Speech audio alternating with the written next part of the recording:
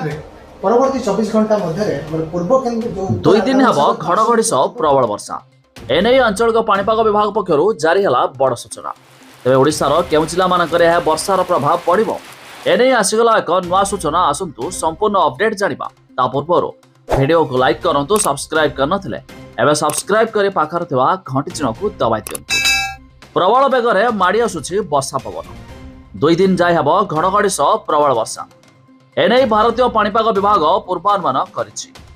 राजधानी दिल्ली समेत देशर अनेक राज्य में प्रबल पवन बहिबा जुगु लोक माने ठंडा अनुभव करुछन्। तेबे प्रबल पवन जुगु तापमात्रा मध्य ह्रास पाइछि।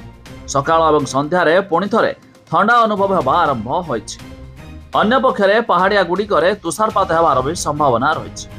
तेबे स्काईमेट रिपोर्ट अनुसार गत सप्ताह मध्य दिन एवं राति रे तापमात्रा बड़ परिवर्तन घटिछि।